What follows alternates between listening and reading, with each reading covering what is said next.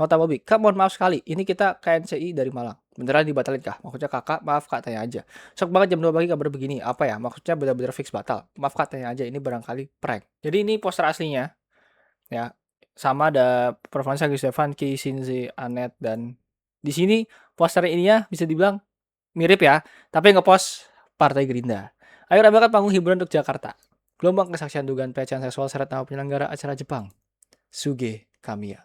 Yuk, hai lagi semuanya, balik lagi nonton dulu yuk tempat orang gabut. Gabut dulu yuk. Dan kali ini kita akan balik lagi di Bacotan Ibu, tempat ibu bacot. Baru aja gue selesai bahas CF dan sebenarnya CF belum beres. Kali ini kita akan membahas Jakarta NIC. Event yang dibatalin dalam Hamin beberapa jam.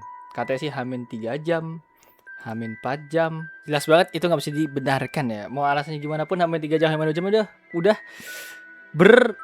apa ya, udah anomali lah. Cuma kabar terbarunya ada bikin gong, sumpah. Gue sebenarnya pengen buat tuh udah pengen cepet dari hari Minggu lalu. Cuma gue tahan-tahan karena apa? Nanti gue kasih tahu. Nah, kita baca dulu official mas dari Jakarta NIC ya. Jadi gue bahkan sampai hari ini tuh gak dapet klarifikasinya. Gue pengen ambil klarifikasinya, cuma mungkin nanti gue selipin di beberapa video aja. Jadi dulu official announcement kepada seluruh teman-teman komunitas dan partner Jakarta NIC. Kami mohon maaf sebesar-besarnya dengan berat hati kami mengungkapkan bahwa festival budaya Jakarta NIC di Lawan Banteng terus batal dilaksanakan. Terus terpaksa kami karena ada kendala teknis dan operasional yang mempengaruhi kesiapan penyelenggara acara secara menyeluruh sehingga kami tidak dapat menyajikan festival yang aman, nyaman, maksimal untuk semuanya. Sorry, ini untuk semua, dan kami mohon maaf yang sebesar-besarnya atas kecewaan dan tidak nyamannya yang ditimbulkan dari pembatalan ini. Terima kasih banyak atas dukungan, pengertian, antusiasme luar biasa yang telah diberikan sejak awal. Semoga kita bisa berjumpa kembali dan kesempatan dalam situasi yang lebih baik. Salam hangat Jakarta NIC. Lihat pasti marah-marah banget. Ada orang Jepang ya. Ya, nanti kita bahas ya. Bahas dulu announcement-nya. Kepada seluruh teman-teman komunitas partner Jakarta NIC. Mengenai pengumuman Malang Festival Budaya Jakarta NIC di lapangan Banteng hari ini, kami menyebut bahwa keputusan pembahasan ini murni disebabkan karena teknis dan operasional internal dari pihak kami selalu penyelenggara yang mempengaruhi kesiapan secara menyeluruh. Sehubungan dengan berbagai festival belajar media sosial, kami juga ingin mengegaskan bahwa pembahasan event ini tidak memiliki hubungan terkaitan maupun sangkut paut dengan event lain yang kebetulan menghadirkan pengisi acara atau tugasan yang sama. Jadi istilah acara ditimpa pengadilan event ataupun bentuk pengambilan acara oleh pihak lain. Sebagaimana rumor yang saat ini beredar, kesalahan pengisi acara dalam beberapa event merupakan hal yang umum terjadi dalam industri hiburan dan tidak dapat dijadikan dasar asumsi video konflik maupun keterlibatan antar penyelenggara acara. Kami mohon maaf sebesar-besarnya atas kekecewaan, kesalahpahaman, serta ketidaknyamanan yang ditimbulkan akibat situasi ini. Kami juga mengucapkan terima kasih atas pengertian, dukungan, dan perhatian dari seluruh pihak dalam menyikapi kondisi yang sedang terjadi. Terima kasih banyak atas pengertian seluruh pihak dalam menyikapi situasi sulit ini. Salam Jakarta ini. Pertama dengan terkait event batalin. Jelas ini sangat rugi buat banyak orang. Kita lihat kondisinya dulu ya, mana ya. Nih, kita lihat kondisinya sepi banget. Tapi kalau lu lihat lagi, di sini udah ada tenda-tenda yang berdiri. Berarti apa? Udah ada vendor, udah ada mungkin ada F&B booth yang bakal buka, banyak orang-orang yang mungkin dari community mau jualan, itu yang rugi. Jelas itu adalah orang pertama yang gue khawatirkan. Terus para geser-geser yang diundang juga itu rugi banget.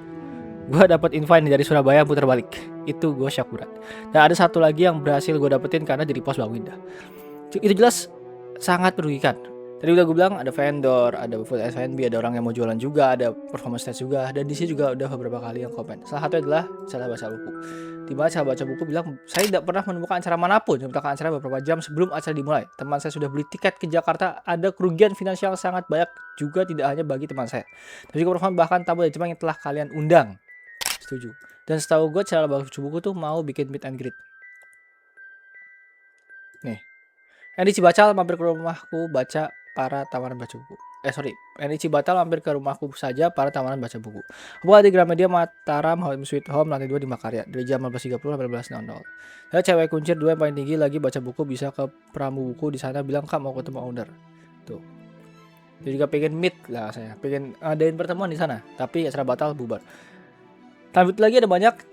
Saya jam 2 pagi banget sedih banget padahal teman-teman semua udah semangat mau datang buat nikmatin event besar. Komentarnya bilang banyak hebat, banyak banget, media-media juga jawab. Nih, ini dia yang paling gong. Ini adalah salah satu bisa dibilang geser Jepang. Udah gue translatein.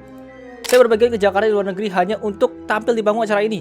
Saya benar-benar menantikan untuk tampil sebagai anggota tim Okinawa dan agar Indonesia menikmatinya. Jadi saya sangat kecewa dan sedih tentang keputusan ini. Teman semua udah ngeluarin tenaga dan dana pribadi buat bisa datang dan bantu merayakan event. Ada yang datang dari luar kota sampai pergi buat tampil, ngeluarin tenaga buat latihan dan persiapan acara. Kecewa banget. Nah, penanggung jawabannya buat teman-teman yang sudah di tengah perjalanan gimana Min? Sudah berbulan persiapan, nantian izin kerja, keluar uang, terus sampai sana nanti kita gimana? Suruh pulang gitu aja kah? Itu yang menurut gue problem paling utama. Kerugian yang dihasilkan karena banyak acara itu ternyata begitu besar dan gue bener shock berat. Itu parah banget kerugiannya. Nih jawabannya. Nota Bobby, Kak mohon maaf sekali, ini kita KNCI dari Malang. Beneran dibatalin kah? Maksudnya kakak, maaf kak tanya aja. Shock banget jam 2 pagi kabar begini. Apa ya? Maksudnya bener-bener fix batal. Maaf kak tanya aja, ini barangkali prank. Kenapa dari tadi bisa bahas salah satu ya politik partai-partai jinggung karena ada indikasi bahwa sebenarnya dulu tuh eventnya ditabrak. Nih, eventnya ditabrak. Jadi ini poster aslinya ya. Sama ada performance Agus Stefan, Ki Shinzi, Anet, dan di sini poster ininya bisa dibilang mirip ya, tapi ngepost Partai Gerindra. Ayo ramaikan panggung hiburan untuk Jakarta. Di post. Ya layoutnya bisa dibilang mirip. Ya layoutnya mungkin besar mirip, tapi ini di post sama Partai Gerindra. Jadi dikiranya ditabrak atau enggak ditimpa. Maksudnya dikiranya tuh ditabrak. Kenyataannya ya ditimpa. Kenapa bisa bilang ditimpa? Karena Partai Gerindra sendiri udah kualifikasi. Halo Sobat Mindra Jakarta, kami menyampaikan mohon maaf yang sebesar-besarnya kepada masyarakat, khususnya kepada warga Jakarta dan para Sobat Mindra atas informasi terkait kegiatan hiburan di lapangan Banteng ternyata tidak dapat laksana sebagaimana informasi yang sebelumnya kami bagikan. Unggahan tersebut dibawakan sebagai bentuk dukungan informasi kepada masyarakat terkait berbagai kegiatan publik yang berlangsung di DKI Jakarta, agar warga dapat mengetahui dan menikmati berbagai event yang tersedia.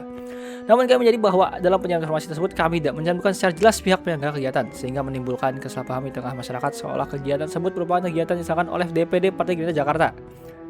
Ya, DPD Partai Gerindra DKI Jakarta. Atas kekeliruan komunikasi tersebut kami mohon maaf dengan tulus. Oke. Dan dapat clue-nya ya bahwa mereka meminta maaf dengan tulus bahwa mereka bisa bilang kurang menyampaikan informasi, keluar informasi lah. Oke, tadi gue juga salah ngomong, sorry. Agak belibet. Ini malam guys, gue belum makan nih. Kami juga menyampaikan terima kasih kepada pihak penyelenggara yang telah membantu memberikan penjelasan terkait tidak terlaksana acara tersebut karena kendala administrasi dan teknis lainnya, sehingga masyarakat dapat memperoleh informasi yang lebih utuh. Kedepan hal ini menjadi evaluasi penting bagi kami agar setiap informasi yang kami bagikan kepada publik dapat disampaikan dengan lebih lengkap, jelas dan tidak menimbulkan multitafsir. Harapan kami seluruh kegiatan hiburan, budaya dan ruang kebersamaan untuk masyarakat Jakarta ke depan dapat berjalan lancar, sukses dan memberikan manfaat bagi semuanya. Terima kasih. Manfaat bagi semua. Sorry, gue tipe. Terima kasih, salah ngomong ya. Terima kasih atas perhatian, pengertian, dan masukan dari masyarakat. Oke. Dijawab bahwa benar tadi di X itu bisa dibilang mereka tidak mencantumkan informasi yang selayaknya atau mungkin yang seharusnya ditampilkan. Malah ditimpa. Ini kayak mereka nggak nantumin Jakarta NDC-nya, mereka cuma nampilin tempatnya aja. Kan berarti kalau yang baca poster ini kan praduganya dari Partai Gerindra ya, ternyata kan dari Jakarta NIC. Tetap fokus utama gue adalah menyampaikan kerugian-kerugian yang terjadi karena event pembatalan ya. Untuk masalah eventnya cancel menurut gue ya udah, menurut gue fokus gue nggak bisa di sana lagi sih. Adalah apa ya tanggung jawaban dari si IO-nya ke para gestar-gestar atau pada orang-orang yang gagal menikmati eventnya. Harus ada tanggung jawabannya. Dan ini sumpah bikin gue bingung. Aku baru bangun kaget banget dikabarin dan lihat postingan ini. Maaf guys, tadi pagi mendadak tiba acaranya padahal kita udah prepare sekali. Semoga bisa ketemu di lain hari ya. Aku yang bener-bener gak tahu kenapa tiba-tiba bangun dengan batal dan lihat postingan ini. Kita udah latihan dan juga sama band Jepangnya. Mereka udah jauh-jauh dari Jepang ke Indo loh, tiba-tiba batal. Dari Jepang ke Indo. Jelas tiketnya gak murah ya adik-adik. Itu batal. Oke. Kalau nih Pak dipikir mas. Kerugian pertama yang akan gue mention adalah kemarin itu gue dapat selain dari itu ini Himasker, di mana dibilang beliau ini dibilang mau jadi MC ini. Bukan cuma tenan, bukan cuma pengunjung performer. Di sini gua MC main stage bareng Kak Mutia Amanda. Nampak juga guys, biwas kalau mau nyeplos ya. Kata siapa? Performer tidak terdampak. Lo lihat ini. Ini gue udah beli Haori nih ya. Ini Day One. Ini Day 2. Cadangan, celana udah ready semua. Masa iya gue gak boleh protes? Gue udah nolak job juga, segala macam. Masa iya gue gak boleh protes? Hah? Masa iya sih? Kata siapa? Performer tidak terdampak. Tuh, bayangin, dia udah nolak job. Dia udah kesalahan meluangkan waktu. Ada juga yang udah latihan tadi. Masa dia nggak boleh protes? Jelas kerugian yang dihasilkan oleh Mas Ger ini banyak sekali ya. Apalagi sama kamu diamanan juga ya. Juga itu banyak sekali. Kerugian waktu, finansial, ya nggak bisa dibayangkan lah. Mungkin kerugian bisa lebih dari itu ya. Tenaga juga banyak. Terus mumpung gue masih ingat, ini lagi bootnya set bootnya buset kosong pelompong akhirnya kosong. Harusnya dia ada boot tenan, ada boot apalah, boot performance, boot apa nih, orang jualan mungkin ya. Bayangin aja orang yang udah ngangkutin barang, orang yang udah siapin merchandise khusus buat event ini akhirnya di cancel. Gimana cara mereka jualannya lagi juga kita nggak tahu. Viral postingan salah satu vendor HP untuk Jakarta NEC 2026 yang ngejual barangnya karena acara batal dan nggak bisa minta pelunasan. HP yang udah terlanjur diproduksi 300 piece itu terpaksa harus dijual di FB seharga 50.000. Dia bisa bayar karyawan dan sekolah anak. Nih, kita baca ya. Ini dari Juki. Jual HP Jakarta NEC karena eventnya batal nggak mungkin minta pelunasan. 50 aja ya nggak apa-apa, soalnya hari ini harus bayar karyawan dan buat bayar sekolah anak. Total 300 piece, all size banyak, kartun anak adem. Vendornya kena. Apalagi nih? Gue masih cari lagi nih. Ini juga ada hits record udah latihan. Anet di sini lagi latihan. Tuh udah latihan juga, rehearsal. Pembatalan yang emang ya nggak bisa disangka-sangka ya, batal amin 2-3 jam, amin berapa jam di cancel, siapa yang nyangka? Pasti kerugiannya ya juga membingungkan dan gak di luar ekspektasi lah. Nih, terus muncul dong prasangka kenapa dibatalin gitu kan? Kenapa dibatalin? Banyak prasangka. Salah satunya di sini jawab di X nih, asas swasta Jakarta NEC dibatalkan karena nggak dapat dukungan dana dari Pemda DKI. Swasta pun nggak ada di website. Jakarta ini sini bebas, gratis. Berarti mereka dapat duit cuma dari booth, tapi nekat paksa jalan. Tengah malam akhirnya mereka sadar, it's over. Ya, regarding the recent turmoil, another source familiar with the situation said they were stuck on fundraising from the planning stage. Mr. Walt had been involved in past social enthusiastic about spreading Japanese culture. However, it cannot be denied that his funding plan was naive as he had expected official support from the Jakarta Special Capital Region, he said with a sigh. Furthermore, regarding the impact on future culture exchanges, he did not hide his concern, saying an event involving Japanese culture failed, even though it involved the state government. Even though it involved the state government, and it caused a firestorm on social media. I think it will become more difficult for similar event to gain government support in the future. Ya, yang bilang di sini bilangnya sih mereka nggak dapat support dari Jakarta. Nih, ya gue dapat struktur panitianya ya. Pembinanya Gubernur DKI Jakarta, Kepala Dinas Kebudayaan Provinsi DKI Jakarta, pendukungnya Kepala Dinas Pariwisata dan Ekonomi Kreatif Provinsi DKI Jakarta, Kepala Dinas PPK UKM Provinsi DKI Jakarta. Ketua umumnya Hardianto Kenneth, anggota DPRD DKI Jakarta, fraksi Partai Demokrasi Indonesia Perjuangan. Berhubungan lagi dengan politik nih ya. Ini mewakili dukungan legislatif dan arahan kebijakan politik dalam kerjasama budaya Jepang Indonesia. Komite penyelenggaranya ada Komite Indonesia, ada Ferlinto Waldo Edo dari ABJI, Rizky Karismana Suge dari Suge Kreatif Indonesia, dan Johannes Changjoy dari Konteks Jepang Indonesia. Komite Jepang juga ada dari Akiko Sakaguchi, Waunasko Ltd sama Daisei Take ya dari Eni Chisai. Oke. Padahal kemarin malamnya itu sempat ada footage kayak gini. So juga komen kayak gini, Pak dibilang bahwa pakai net juga. Balasin kayak orang Valencia Christie, Saya merasa si Sugi Kamiya udah nggak jalan dan nggak bisa diarahkan. Saya dari awal pesimis acara ini bisa dilaksanakan bulan Mei. Saya minta digeser ke Juli atau Juli, tapi dia tetap ngotot dilaksanakan di bulan Mei. Saya udah bilang bulan Mei itu banyak tanggal merah, nggak akan maksimal. Ya jadi seperti ini. Saya udah nggak mau ikut-ikutan dari awal, tapi nama saya masih dibawa-bawa. Ya betul. Bisa dibilang Pak Kenet bales di postingan kayaknya Jakarta ini cuma udah dihapus. Kami selaku perwakilan dari Sugi Kreatif Indonesia dan Monas ini sebagai kolaborator yang berkontribusi atas nama Ketua Umum dan Tokenet CEO Monas Akiko Sakaguchi dan Chief Connect Japan Johannes Chang meminta maaf kepada kanan vendor dan semua pihak yang dirugikan atas gagal terlaksananya Event Connect Japan Jakarta NEC 2026. tanggal 23 dan 24 Mei 2026, dan saya Rizky Edo memberikan pertanggungjawaban ganti rugi kepada pihak-pihak yang telah disebut di atas, dan kami tidak akan melarikan diri. Ya, harapan gue semoga orang-orang yang dirugikan siapapun itu sebilang mendapatkan ganti rugi yang setimpal dengan usaha dan lainnya, bisa didapatkan jalan tengahnya dan bisa kita bisa membangun event yang lebih baik lagi ke depannya, gitulah ya. Ya, semoga pihak-pihak yang dirugikan, tenan, vendor, guest bisa mendapatkan ganti rugi yang setimpal ya, yang bagus lah. Oke. Topik selanjutnya yaitu adalah gelombang kesaksian dugaan pelecehan seksual seret nama penyelenggara acara Jepang, Suge Kamiya. Yaitu adalah ini dia. Ini orangnya, dan mungkin ini orangnya. Baru banget kemarin malam lagi ngobrol, karma tuh jangan ditungguin, hidup mah udah dijalanin aja, besoknya ada yang kena karma. Masalah ini udah sekitar 10 tahunan lalu. Dulu bingung gimana speak up-nya karena WK-nya banyak dan gue masih muda. Gue udah blok orangnya juga karena gue mau move on. Sekarang gue harus lihat orang ini di mana-mana. Anjing mau muntah. Gue menyayangkan banget event ini batalan. Gue berharap justice buat semua partneran juga teman-teman yang jadi sana. Tapi buat nih orang atu, gue bakal ngomong ini sekali. You deserve it. You deserve it. Doa korban lu di masa lalu mungkin lagi dijabah tahun ini, just saying. Di mana nih bahas ya.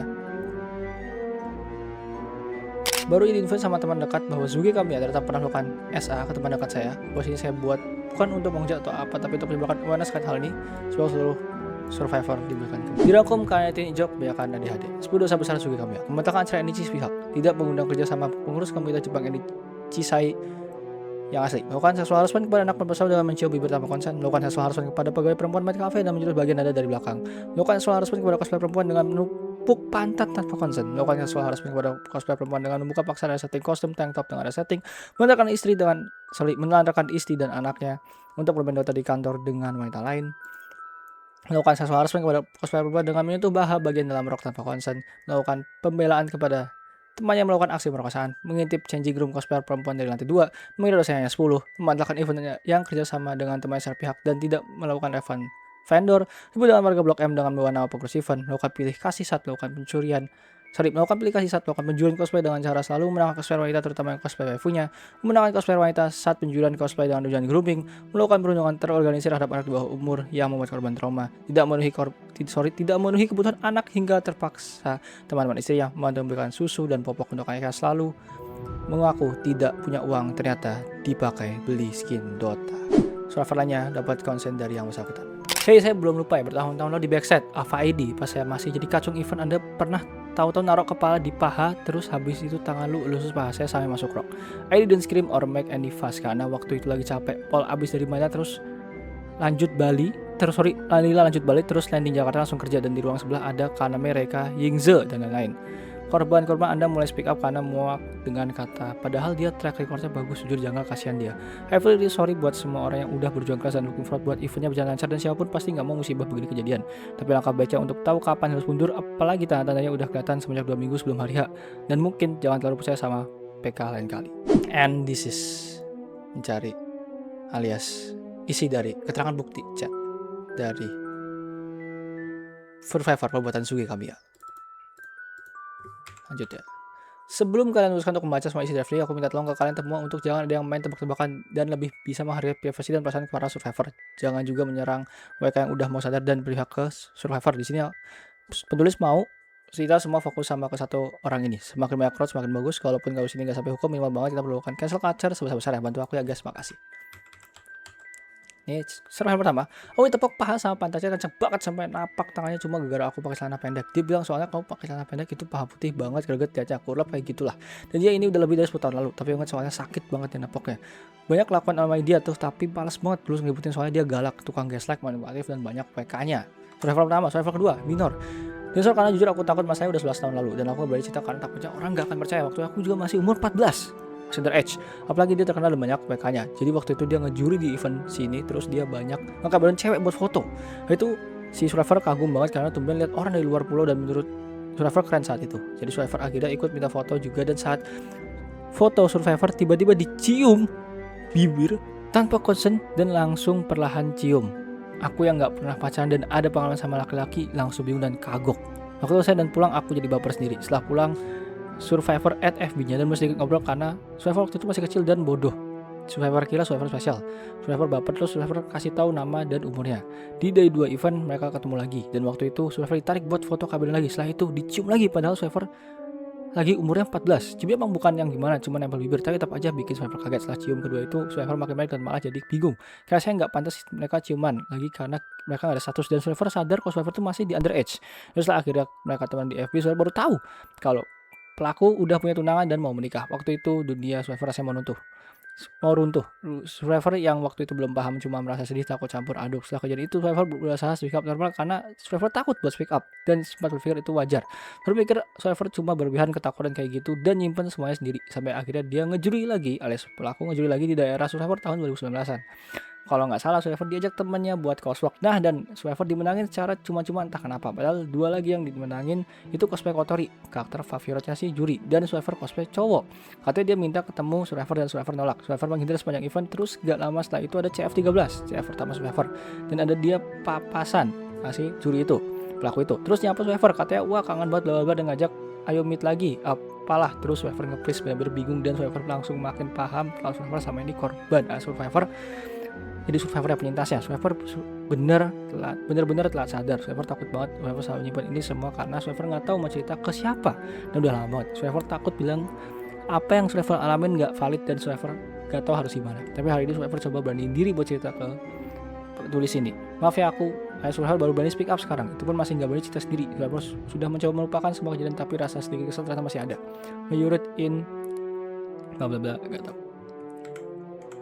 Kejadian Survivor 3. Kejadian juga udah lama, udah 10-12 tahun yang lalu kayaknya waktu event 12 di sana Survivor cosplay Sarbo Sakuranya Meiko, kayak Hatsune Miku ya. Memang teman satu circle waktu itu ada yang dekat sama dia dan Survivor juga jadi ikutan. Tiba-tiba pelaku ke Survivor terus kostum Meikoku rasanya dibuka sampai ke perut gitu. Thank God Survivor pakai tank top di dalam soalnya itu posisinya emang di tengah banget. Asli Survivor kaget banget tapi otaknya nggak nyampe buat pikir. Teman-teman yang lain juga cuma liatin aja. Terus sama pelaku dinaikin lagi ke atas buat tutup. Survivor masih heheho, bingung banget coba bisa ketawa hambar kalau dibuka. Alasannya pelaku buka karena pengen tahu aku pakai suspender di dalam kayak yang versi Miku apa enggak. Survivor pas pulang baru kepikir, lah kan bisa ditanya aja anjir, gak usah tiba-tiba buka. VK Believer di tengah event rame dan gak ada satupun yang bantuin aku termasuk teman-teman. So cult circle itu padahal ada yang cewek juga, terlalu banget, masih trauma. Survivor salah satu sedikit jadi korban yang nyaman kelakuan dia. Dulu ada event di tahun 2012 yaitu di Medan. Survivor juga jadi Kotori Med. Pas di backstage gak cuma berdua kok. Si pelaku langsung narik Survivor duduk di pangkuan dia, terus dipeluk di bagian perut sambil kepala nempel di bahu. Deket banget sama mukanya Survivor. Survivor sumpah gak nyaman banget. Muka senyum cuma awkward.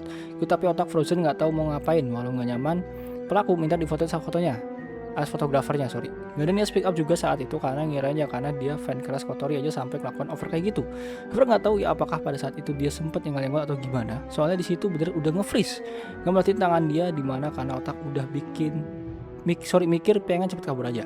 Tapi kan lihat nama dia di sosmed cuma jijik aja ingat kelakuan dia, tahu sih meluk-meluk bikin gak nyaman. Well yang gua kaget ada Survivor 6. Survivor padahal ketemu si pelaku lagi cosplay cowok. Survivor dibilang imut langsung peluk-peluk kencang banget sampai Survivor teriak gara-gara sakit dari di belakang stage.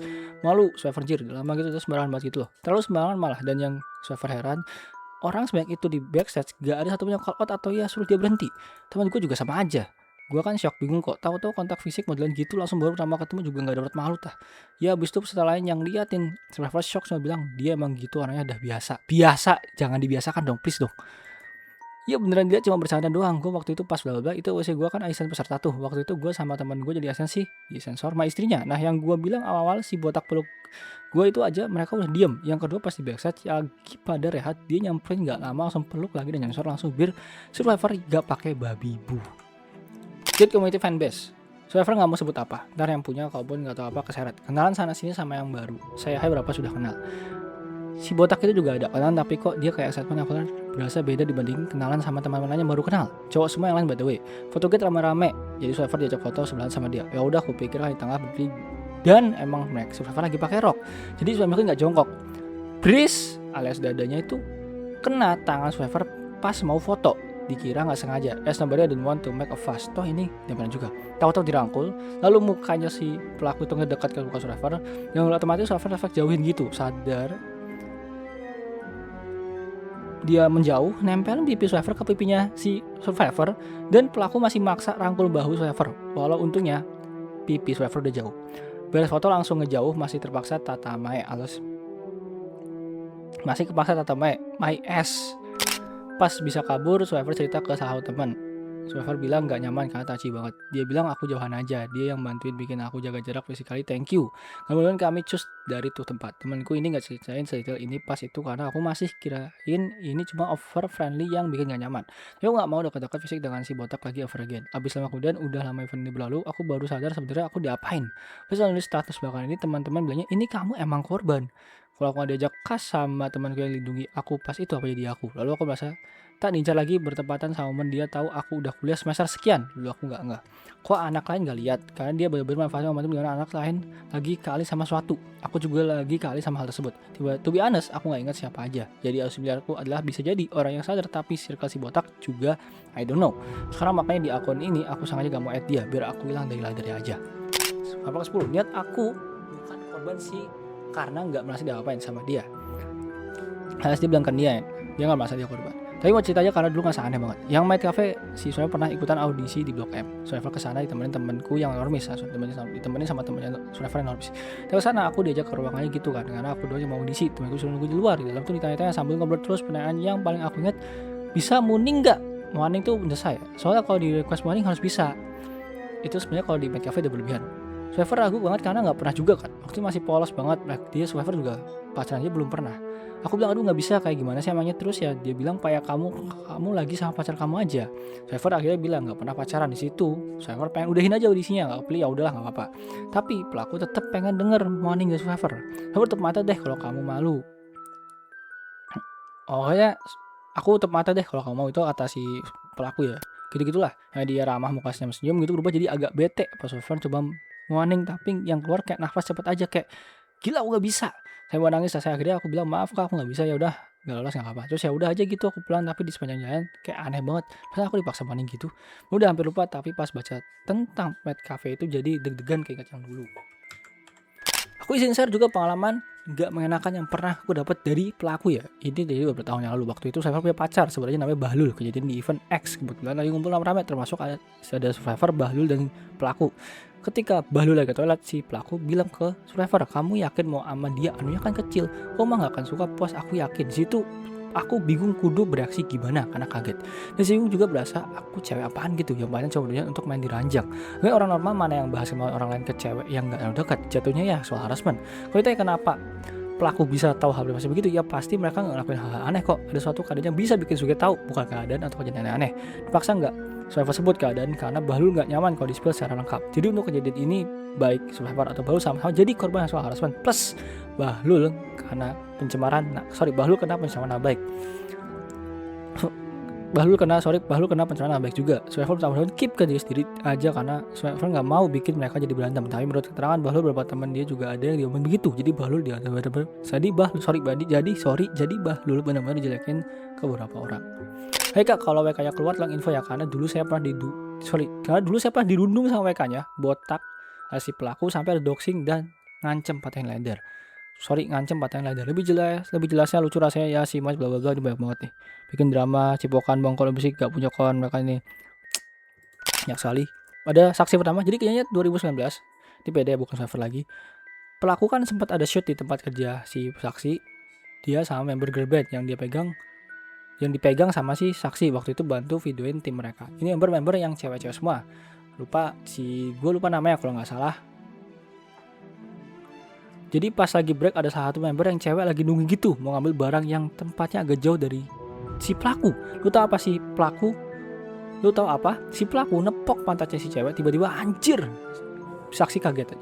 Tapi kayak dibawa bercanda sama mereka. Jadi gue mikirnya paling karena mereka udah dekat gitu. Ya udahlah, sama kayak gitu. Dan si saksi kira ini si pelaku ngelakuinnya ke orang yang udah dekat aja, makanya saksi nggak pernah cerita ke siapa-siapa. Pas saksi tahu ternyata banyak orang digituin juga sama pelaku, nggak taunya orang ini alias pelaku dan suka touchy di bagian sensitif orang-orang. Kedua, ini staff gue aja cerita. Belum double confession-nya, tapi klub suatu ketika staff gue pas satu event yang beliau tangani nginep di hotel. Buat kamar hotelnya sebelahan sama satu geser sendiri satu yang seksi cosplay lah di lokalan. Pas lagi tidur staff gue kebangun karena berisik sebelah ada gitu. Tapi itu pas staff gue buka lihat beliau langsung. Pas staff gue buka pintu lihat beliau langsung kabur. Saya pas lihat dia pergi makasih banget ke staff gue. Like ngapain laki yang udah punya bini pengen masuk kamar perempuan malam-malam nginep sendiri. Kalau seandainya gue gak keluar itu gimana ya? Apa jangan ada yang jadi GS terus dimintain jatah sama beliau kalau mereka belum benar-benar famous. Oke. Jadi geser yang bersama tidak bisa dimintai konfirmasi karena sudah menghilang dari komunitas cosplay. Oh, jadi si pelaku datang ke kamar GS itu dan pas dipergokin sama saksi ini dia lari. Wah, pusing. Dan saksi kelima kebetulan udah dengan korban kelima, dimana aku waktu itu jadi saksi pas si pelaku grepe dada temanku. Waktu udah ketugar keplak kepala dan suruh dia minta maaf tapi malah dibawa bercanda sama dia. Dan sorry soalnya kasihan temanku, aku cuma nguatin bukti kalau korban kelima nggak mengada-ngada. Kejadian udah lama banget dan berapa yang di sana waktu itu nggak lihat. Aku sempat konfirm ke temanku satu lagi yang di TKP waktu itu. Ini ada emang paling enak pas jadi standar Gana tuh orang ciuman pakai masker dilindungin giliran teman berkuasa dibelain. Sayang gue nggak bisa nemu akun FBI si ada Ridwan. Gue inget banget kalau doi bilang si Furudachi itu diancam sama si Zakaria, tapi karena di backing sama Suge ini makanya si Saka nggak kena dampak apa sampai sekarang. Gue ada orang yang katanya nggak suka sama gue karena foto sama fuckboy pas masalah. Iya, gue foto sama Zakaria CF teman gue kok. Emang kenapa? Foto sama teman nggak boleh? Dia kenal namanya Dino apa Ikrar something, pengen ketemuan biasa yang kenal terus ngomong nggak suka langsung bawa gue. Cosplay cewek-cewek di depan umum, gue sebarin aja ya, kan emang butuh fokus kan. Betulan cowok jomblo yang masih kuliah sabar ya, kemudian jodoh kalian masih SD. Ingat anak SD 10 tahun 13 tahun aja dia udah cakep dan siap nikah. Sebenarnya kalian minimal udah siap nanggung keluarga, udah ada masukan jelas hehe. Ini Suge nge-DM. Langsung apa kabar Mang? Sama maknya jadi urusan emaknya aja, tanyain aja udah gimana. Saya mah urusan masing aja, malas kepo urusan masing-masing. Terus yang pada nge-like udah ngerasa apa yang bener aja, urus masing-masing aja. Aing gitu urusan jereng maraneh. Gak pernah ditengokin Kang, kan masih anaknya juga. Ikut campur ting, kurang gawean atau lamun teu pipilen teh. Ini bahas tentang anak gue nggak terlalu ngerti ya, belum bahas yang lainnya juga. Apakah tentang kasus istri anaknya nggak tahu. Sebuah anak 13-17 itu sekarang minor. Padahal mah itu ABG kalau dulu. Gue ya, keingetan gue, nih korban kelima bukti chat. Keingetan gue, kalau minta maaf yang kemarin gue kebangetan pas ngobrol di kantor, maaf kalau bikin lu jadi nggak nyaman. Gak lagi gitu deh, nggak akan lagi kayak gitu. Pukul aja kalau gue kemarin jangan langsung aja, tapi jangan kapok liat gue bandelnya. Hehe, emang gini kapak aja ya Kang. Yang lain mah nggak apa-apa. Jangan gitu lagi ya. Nah karena apapun itu pasti ada sebab yang gue nggak tahu. Orang apa mau nyalahin siapa sih? Mau gue gosok dada gue sampai berdarah, gue masih rasain besok-besoknya nggak pas itu bangsat apa sih, sengaja lu itu sengaja bos. Iya benar, tapi bangsatnya gue kan nggak ke semua orang apa bla bla kawat gitu. Saya yang digrepe ada yang apes. Oh, pelaku berarti melakukan touchy ya ke bagian dada survivor. Ini kan yang minor tadi dia pernah update gini di akun dia yang lain. Sini apa nih? Ngapain kan ya gue nggak peduli juga lo ngapain, buset bro, I don't give a fuck. Ya makanya ya gue cuma bilang karma nggak kemana, itu bukan karma kok, keseruan sosmed. Oh dan apa ya udah bikin asik, jadi gue PTSD karena lo digituin itu keseruan sosmed ya. Ya gue nggak tahu Riz, dulu hampir 10 tahun yang lalu tapi trauma masih ada, memori masih nempel. I was 26-ish karena gue mau 36 tapi masih nempel banget. Udah 10 tahun lalu diimingin dapat job main cafe, malah di sexual assault sama dia. Dada gue digrepe dari belakang, terus waktu gue marah dia malah bilang gemes. Juga pernah mau upload soal ini ya kan, tapi dia WK-nya banyak banget anjing kayak Idol aja. Dan gue juga bukan cosplayer yang super aktif, so gue nggak bisa cuap-cuap dan dibelain orang-orang. Dia banyak saksinya tapi mereka kayak nggak mau ikut campur. Banyak saksinya tapi mereka kayak nggak mau ikut campur, mungkin karena si Bobby ini punya nama di dunia cosplay. Gue cuma musiman dan butuh gue cuma cosplayer musiman dulu, butuh duit juga, digituin anjing banget. Iya kayak ya udah sih anjir, lu tahu gue mandi aja kadang masih berasa, terus gue gosok ada gue saking jijiknya. Gue pernah cerita ke psikiater ya, dia bilang gue PTSD. Anjing, gue PTSD karena si botak masuk babi bangsat. Lu tahu itu kejadian gue gak ada sebulan setelah bokap gue meninggal. Gue tuh cari duit buat keluarga babi, lu judge bangsat. Keterangan korban gue aja. Soalnya di sisi lain gue ngeliat Suge jadi sepuh dan teman. Di sisi lain gue emang kena grooming dia, cuma karena waktu kecil udah kebiasaan kena pelecehan, jadi kayak ya sudah. Di so far baik jadi teman, walaupun ada maksud mau mesum kali work and surprise karena gue udah pensiun. Dan gue gak mau terlalu kayak disorot sama drama ini. Apalagi gue juga dulu kalau batik juga di cosplay. Cuma so far gue cuma mau bantu kasih bukti aja. Buktinya sih gak kayak yang gimana-gimana, cuma kayak cerita tentang aib istrinya sama kayak ngajak ngomong ngewe sama anak umur 17an. I don't know deh ngaruh apa kagak. Cuma dulu waktu aku masih kecil emang suka dipepet sama dia, nggak tahu ya 12 masih kecil atau udah gede. pas aku jadi volunteer di event yang gak bisa aku sebut, dan saat jadi volunteer tuh emang disediakan hotel buat para volunteer. Pas buat para volunteer satu kamar tuh isi wajib cewek semua atau cowok semua. Cuma si pelaku ini tuh suka ambil ke kamar yang ada si survivor nih. Jadi hotel ini kayak ada 3-4 cewek, terus kan itu sebetulnya eventnya tempat di tanggal utah survivor. Jadi si survivor ini cemplungin paksa ke kolam biar kayak sengaja basah, lalu dimasukin di kolam sampai akhirnya malah jadi baper sendiri. Cuma Anda tak tahu kalau beliau adalah duda at that time. Cuma bapernya nggak mau gimana-gimana juga karena masa kayak kagak sebanting. Ya aku hanya yang scare, walaupun kadang dia suka ngajak saya mesum di messenger ngambil nanya kapan hoi ngewe. Gue kira dia tuh kayak gitu cuma ke gue atau ke cewek yang emang udah deket aja. Cuma nggak nyangka banyak juga yang emang dia mesumin. Gue kira cuma dia kayak friendly dan agak touchy kalau udah deket, tapi ternyata PK. Notes, ini gue belum pernah ngewe sama dia, berani sumpah pocong. Cuma waktu itu tangan diarahin ke kontol dia. Cuma tuh sampai merenung, ini tuh karena grooming gak sih jatuhnya? Soalnya aku gak ada perlawanan juga, jadi gak bisa ngomong diriku bersih 100%. Baca ya. Nah benar, kalau ewe enak itu kudu agak mentok, harus stick. Gue aja minta bini gue gemukan dikit. Kurang lebar, btw gedean mana punya gue apa cowok lu? Sebab gue mau share pengalaman, karena kalau mantan bini dia udah masukin pakai burung, masih bisa dimasukin pakai gajar juga. Waduh. Boleh aja. Kirain PM ngajakin nganu. Gubrak nganu. Lagi sakit lo pakai tangan. Kalau sama tangan aja sakit apalagi pakai tangan. Tapi lu diem aja, kemarin pasti udah jebol, cuma punya lu kecil, apalagi pakai batang. Kabur. Coba kayaknya bulus makanya gedein, itu aset tete kok roto. Cuy bikin fubuki es Saitama dulu pas haha. Oh kagak, seru nih, kode bakal mantap. Wait, bakal panjang nih, bakal lama juga ngetiknya, aku coba susun dulu. Kata-katanya nanti aku kirim ke sini biar lurut ceritanya. Bentar ya, mungkin pertanyaannya gini dulu kali ya. Aku lu mana istri yang sekarang lagi baik diomongin, sebenarnya dulu dia tuh emang bukan orang yang bertanggung jawab. Wih, jadi pas ada kejadian ini aku nggak kaget. Sabar, gue nggak bisa. Tapi ini kayak lebih seru nih, ini boleh bahas mantan isinya. Aku masih muda, usia dulu aku mantu jadi keluarga. Aku ngakuin banget dulu aku masih naif dan gampang banget bodohi, terus combo deh. Ketemu dia yang jago manipulasi, sasaran empuk banget. Dulu aku buat dia yang bener, aku ngerasa aku tuh korban manipulasi dia. Dulu pas masih pacaran aku tuh beberapa kali minta putus. Coba dulu aku masih belum tahu istilah love bombing. Dan kalau misalnya dipikir-pikir lagi, kayak dulu aku adalah korban love bombing dia deh. Setiap kali aku ngancam ingin putus, dia tuh berubah jadi baik banget dan sampai bikin aku terlena, kesel banget kalau jadi tingkat lagi. Dan pas akhirnya terjebak untuk nikah dengan dia. Dulu aku mikirnya kalau nikah mungkin dia bisa berubah. Aku masih ingat acara pernikahan mereka, soalnya waktu itu dia jadi event cosplay. Waktu itu acara nikahan kami. Gue gak bisa pikir, bentar. Lanjut aja dulu deh. Terus seakan-akan pilihan mereka itu dibuat untuk umum. Semua orang bisa bebas datang pakai kostum gitu. Itu aku tahu dia sangat suka kata kotorin Minami dari Love Live. Jadi dia meminta aku pakai kostum kotorin Minami biar kayak nikah sama waifu-nya katanya. Nikah sama waifu katanya. Terus dia sendiri cosplay menjadi Ren Jigunji, Utano Prince. Bridesmaid dan groomsmaid-nya diminta untuk cosplay selaras dengan tema.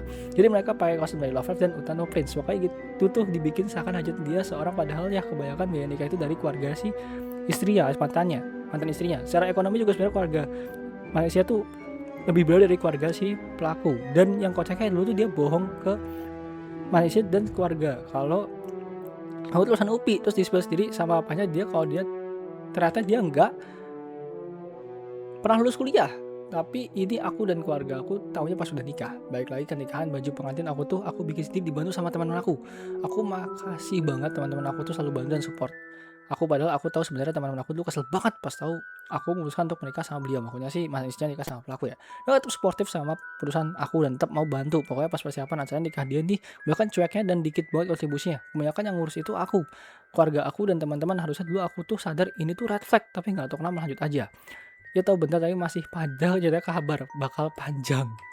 Pas udah nikah, kami ngontrak di Blok A Jakarta. Alasannya biar deket sama kantor dia. Waktu itu kantor dia ada di Blok M. Waktu udah nikah, aku emang gak kerja dan kayak mengantung hidupnya dari gajinya si dia. Aku sebenarnya gak tahu pastinya gaji dia udah berapa. Soalnya aku cuma dikasih uang tiap bulan itu sekitar 1,5 sampai 2 juta rupiah.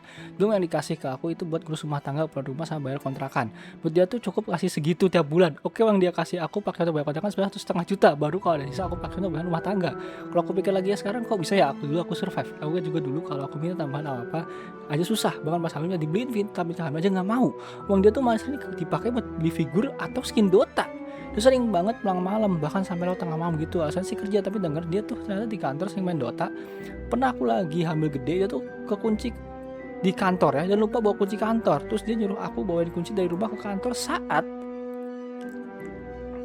Itu juga itu tuh udah tengah malam, mana aku nggak pegang uang, nggak ada motor juga, tuh udah nego-nego sama dia, tapi dia pengen tetap aku ke kantor buat ngunci malam itu juga. Akhirnya dia terpaksa banget, ini sih si Patricia akhirnya jalan dari kontrakan Blok A sampai ke kantor di Blok M. Bayangin ya, malam cewek sendiri lagi hamil jalan kaki ke Blok M.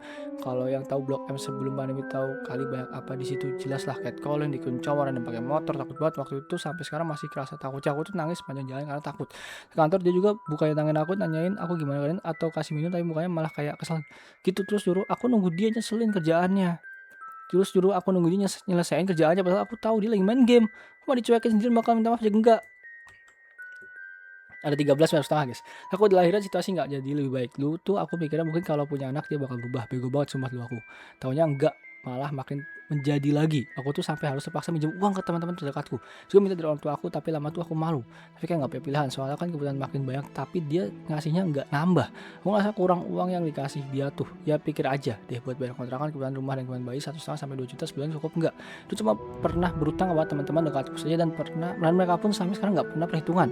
Soalnya teman aku paham banget kondisi aku kayak gimana. Ini aku beneran nggak melebih-lebihkan, emang gitu kenyataannya. Aku sering berantem soal uang sama dia. Jujur aja aku malu harus urusan berutang atau minta orang tua aku. Aku sisa utang aku nggak sampai 2 juta ke teman-teman aku, tapi aku malah di frame punya utang puluhan juta sama dia. Yang punya utang puluhan juta tuh dia ke bos dia, dan dia malu dua aku. Lu tuh bingung gimana grafiknya, soalnya tahu sendirilah dia gimana.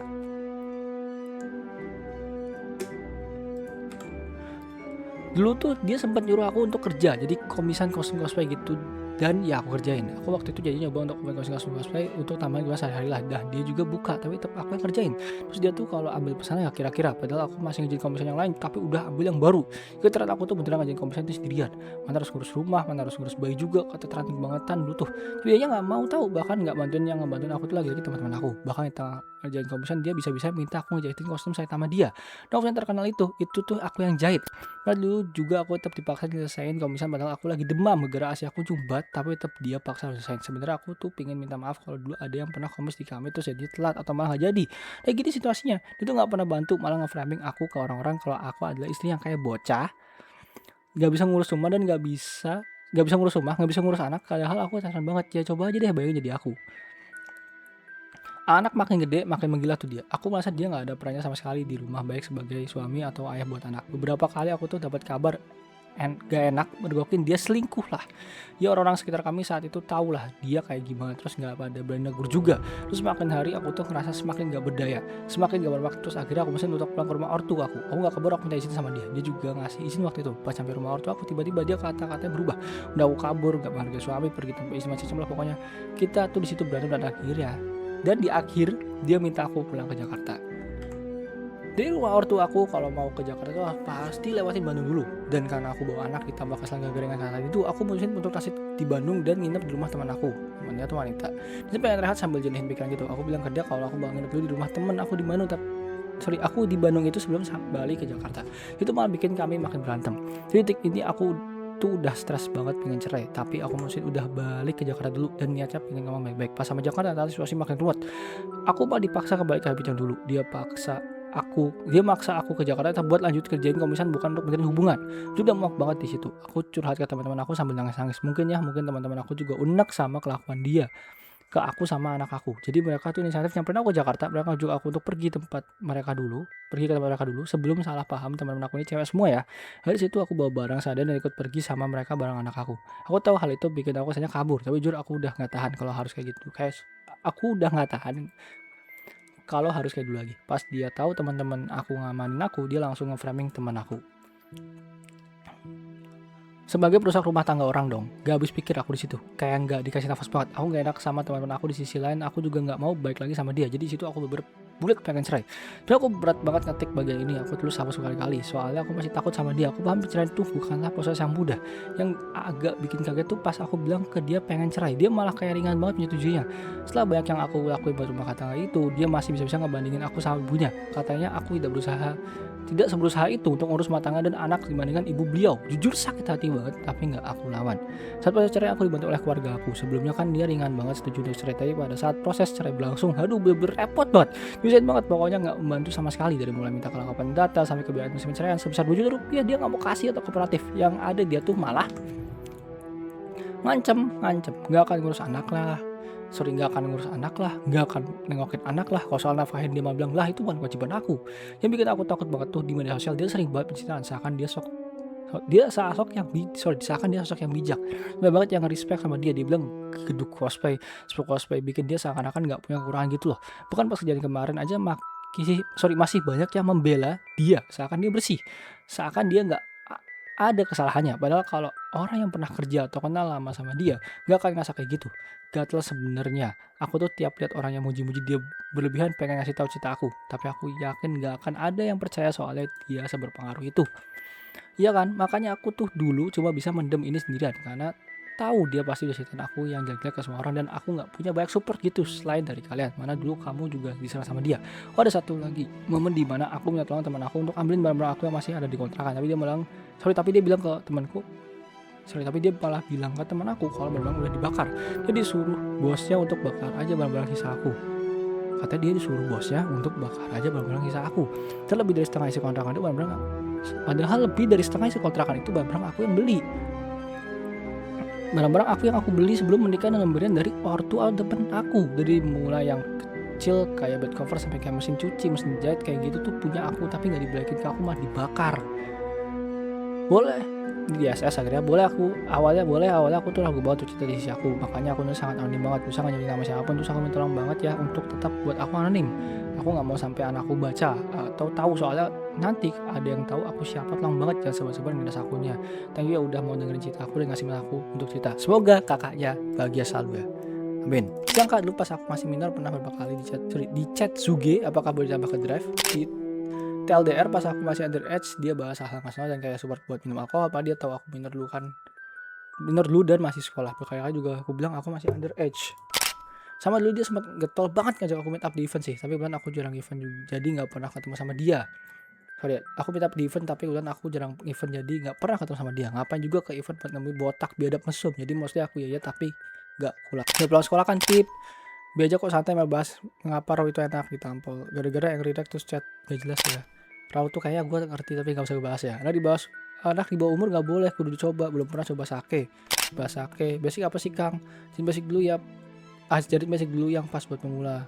Harus diajarin masih anak.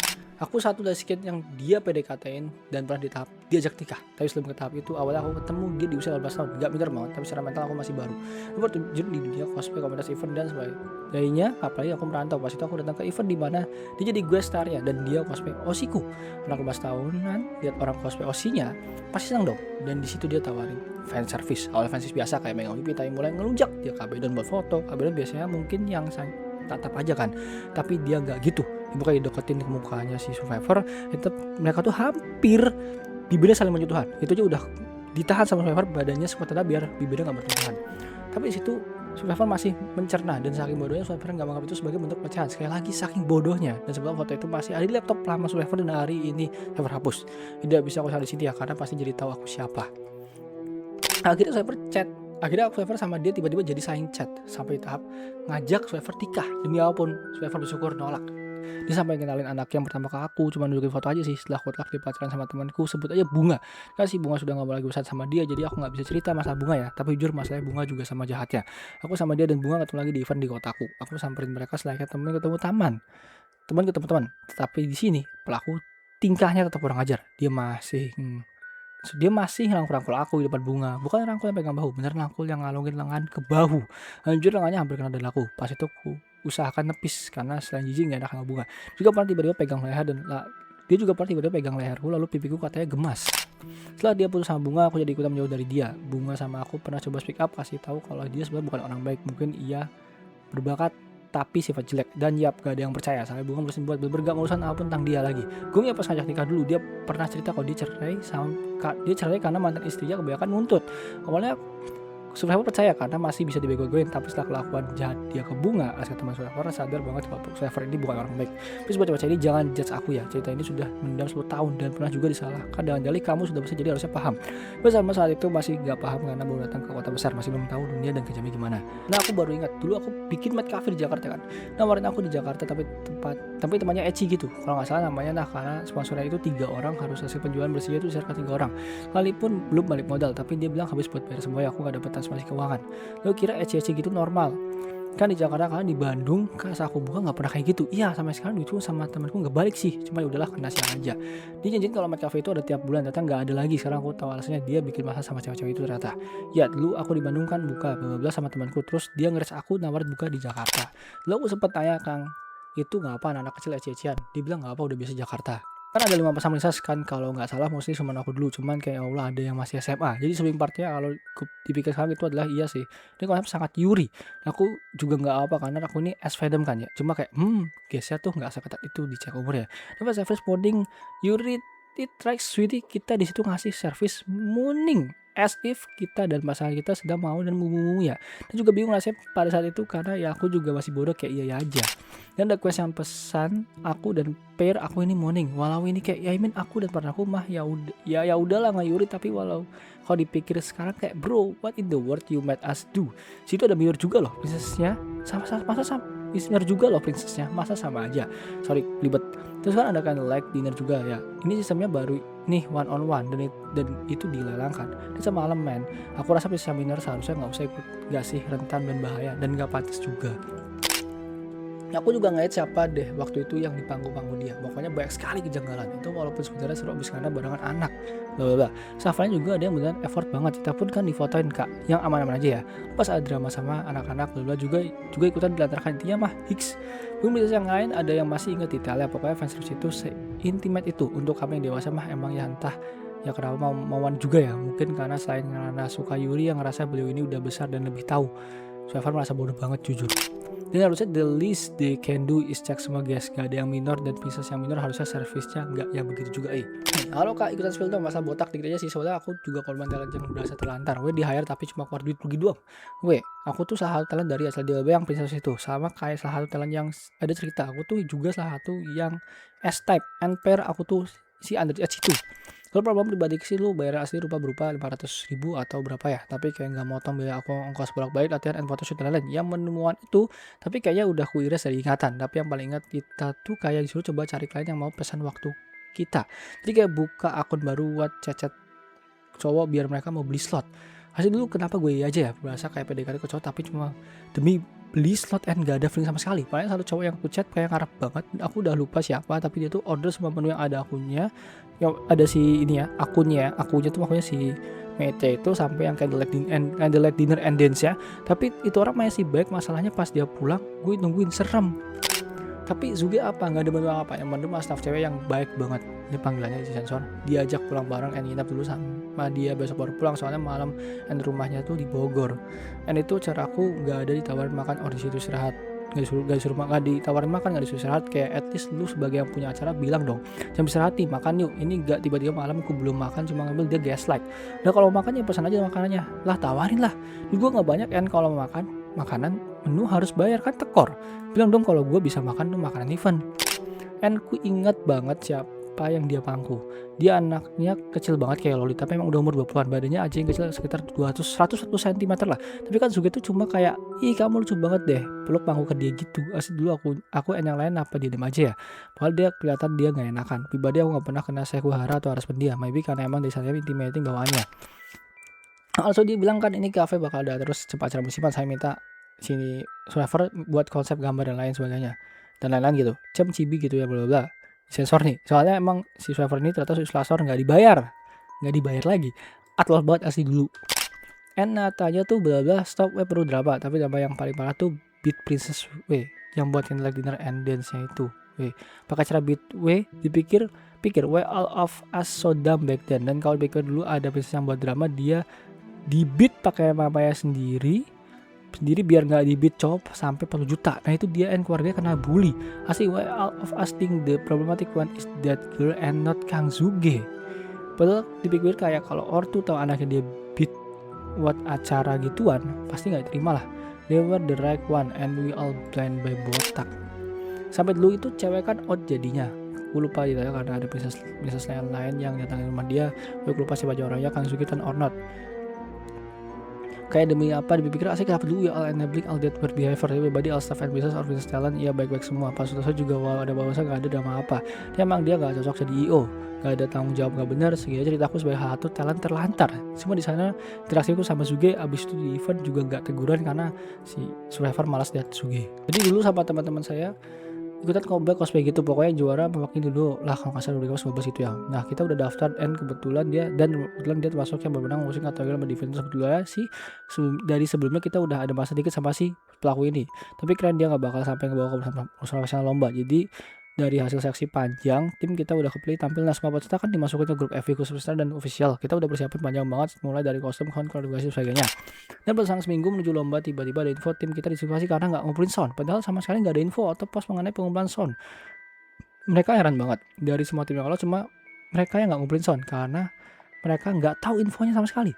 Mereka curiga postingan mengenai sound ini di-hide oleh si pelaku dari si peserta lah, maternya dan 2 orang lagi official. Dan bener aja ternyata setelah kita tiba-tiba postingan muncul begitu aja. Kita udah scroll dari awal sampai akhir nggak ada postingannya. Kita udah minta sama dia, minta keringanan karena cuma beberapa jam, tapi dia ngotot nggak mau ngasih keringanan. Sementara kita udah bersiap tampil, udah pesan tiket bis and warin dari gede. Kostum pun bukannya biasa-biasa aja, tapi bener kostum armor yang effort banget bikinnya. Akhirnya ya udah kita jarah aja, padahal kita sering dapat info kalau dia telat banget ke pesahabat saya yang dekat sama dia atau cewek-cewek yang jadi incarannya. Udah susah kayak gini, bener-bener sabotase dan kita bingung gimana mau minta keadilan. Sebetulnya kita dulu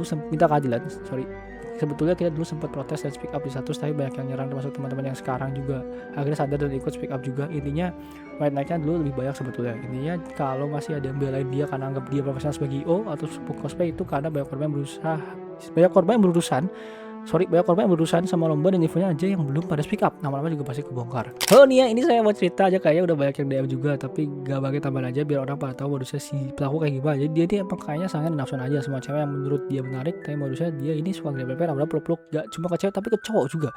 Kok nggak mungkin bakal anggap ini bercanda, padahal dia lagi bikin alibi biar dikira itu bentuk keakraban dia ke orang. Jadi pas buat kayak gitu ke cowok cuma buat jadi alibi. Nah melakukan aslinya tuh pas ke cewek dia juga lakuin hal yang sama.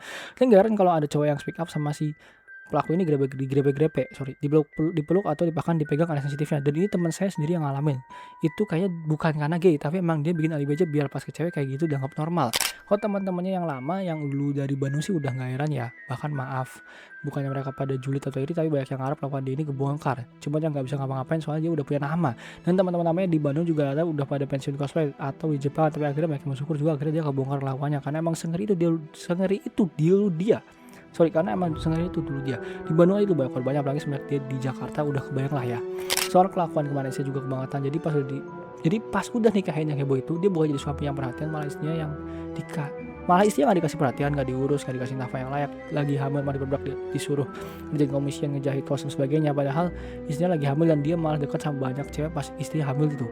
Pas di lahiran pun anaknya seakan nggak diaku ya dia. Baru akhirnya juga dipaksa ngejahit kostum, nggak dikasih nafkah sama teman-temannya dulu pada patuan buat susu pop dan sebagainya. Dan temennya bantu ini malah difitnah sama si pelaku, udah merusak hubungan rumah tangganya pelaku, padahal si pelaku ini yang dasar dari awal problematik. Gue jujur pengen pakan, banyak banget. Aku teman dekatnya mantan istri, sebelum mereka nikah aku dan mantan istri pernah tinggal satu kontrakan, jadi sedikit banyak aku tahu soal hubungan mereka. Kalau ini mau di-post tolong cancel nama mantan istri ya. Mereka udah lama cerai, tapi sampai sekarang mantan istri belum berani speak up karena masih kepikiran dampaknya ke anaknya. Mereka masih pacaran, setahu aku memang sudah beberapa kali ada kejadian perselingkuhan. Sebagai teman, jujur kami miris banget lihatnya. Memang ada dari kami yang benar setuju dengan pernikahan itu, tapi saat itu sebagai teman kami juga merasa ada batasnya mau ikut campur sejauh apa. Suatu hari mantan istri cerita kalau dia lagi kewalahan banget sama pesanan jahitan kostum yang dikejar deadline. Selain dia juga harus ngurus bayi mereka dan gak ada yang bantu jagain. Akhirnya temannya ini datang ke kontrakan mereka atas inisiatifnya sendiri dan nginap beberapa hari buat bantu. Sebelumnya mantan istri memang pernah cerita kalau suaminya sering berangkat kerja pagi. Ini bukannya pulang terus bantu di rumah, malah sering main game sampai pagi. Jadi awalnya temannya ini cuma denger cerita, tapi pas temannya di sana dia lihat sendiri kondisinya. Mana istri lagi kejar deadline jahitan, sementara suami masih main Dota sampai pagi. Jadi akhirnya temannya mantan istri depan saya tuh gantian jahit sambil gantian jagain bayinya karena pesan kostum banyak banget.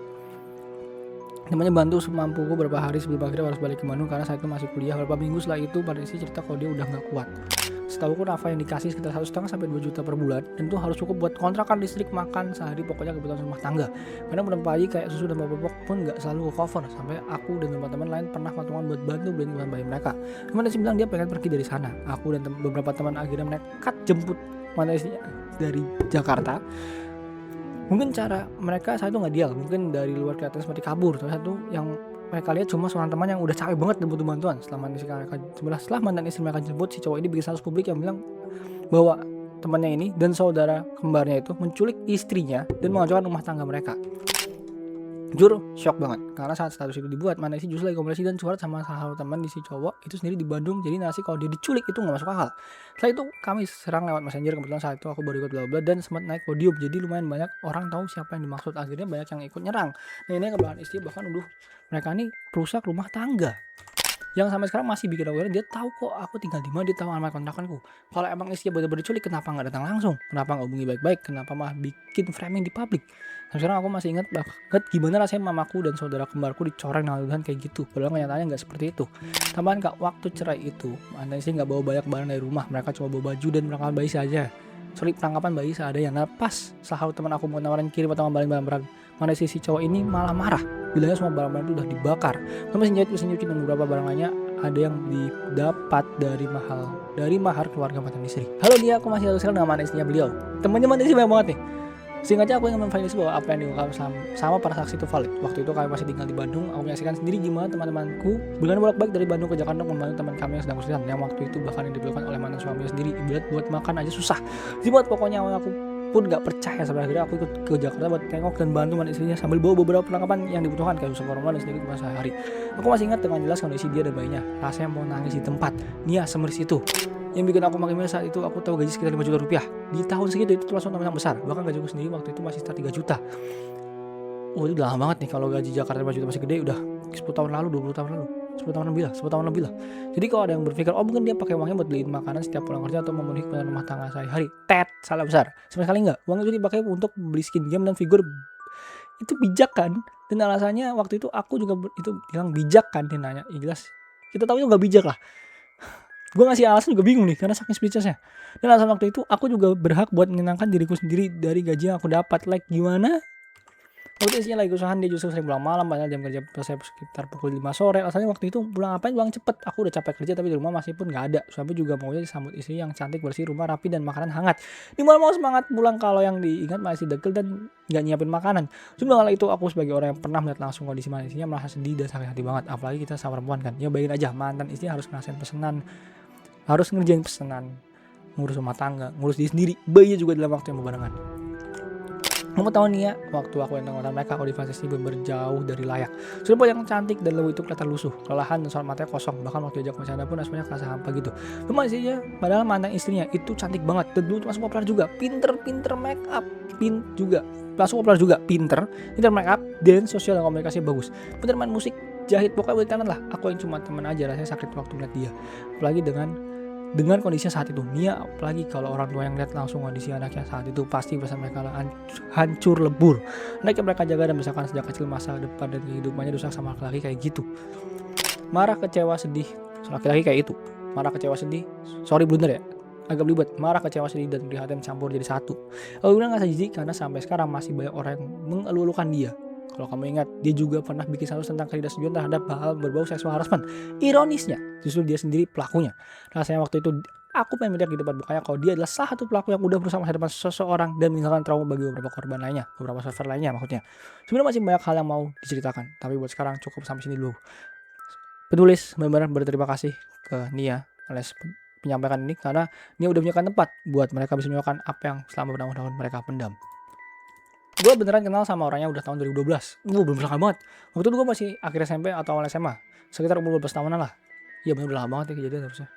Awal tahu dia ya karena dia jadi pembawa Indonesia ke Jepang tahun itu. Terus setelah balik Jepang dia sempat menjadi kontroversi yang juga pegang event di Jepangan. Dulu gue cukup sering ke kantor lamanya itu karena beberapa kali terlibat event sebagai panitia dan ada beberapa ojek bareng, jadi sering kerja bareng lah. Sama kerja bareng gue suka lihat dia peluk atau pemangku cewek. Gue bahasa ulang. Selama kerja bareng, gue suka lihat dia peluk-peluk atau memangku cewek yang kebetulan kerja bareng juga untuk event atau project. Mau itu di kantor atau di venue. Gue kenal mantan istri dan tahu kurang lebih perjalanan hubungan mereka dari pacaran menikah sampai punya anak. Tabiatnya emang gak bisa setia. Dia punya selingkuhan hampir di setiap kota yang dia datangi buat jadi panitia event. Sekitar tahun 2015 sampai 2019. Sekitar tahun 2015 atau 2019. Gue pernah satu event di Surabaya, dan dia karena sama-sama diundang. Nah, elo gue itu orang lokal Surabaya. Karena itu selesai malam, elo gue kan cewek, jadi mau nggak mau harus menginap. Jadi mau nggak mau harus ikut menginap. Gue kalau ada blunder biasa gue baca ulang ya, sorry ya. Terus dia nawarin LO-nya, ini buat sekamar bareng dia. Gue nggak setuju karena mereka kan lawan jenis, ditambah gue tahu tabiat dia kayak gimana. Tapi dia bales. Gue sama rekan kerja gue yang cewek kalau bisnis trip sekamar bareng nggak akan ada apa-apa. Kaget sih gue dengarnya gitu. Sebenarnya kami udah jarang hot event dan seiring berjalannya waktu emang nggak ada kontak-kontakan lagi. Kalaupun akhir-akhir ini sampai suatu event yang sama, gue udah nggak pernah kontak langsung sama dia. Karena biasanya bukan dia melainkan orang lain. Setahu gue, dia juga udah nggak kerja di kantor lamanya.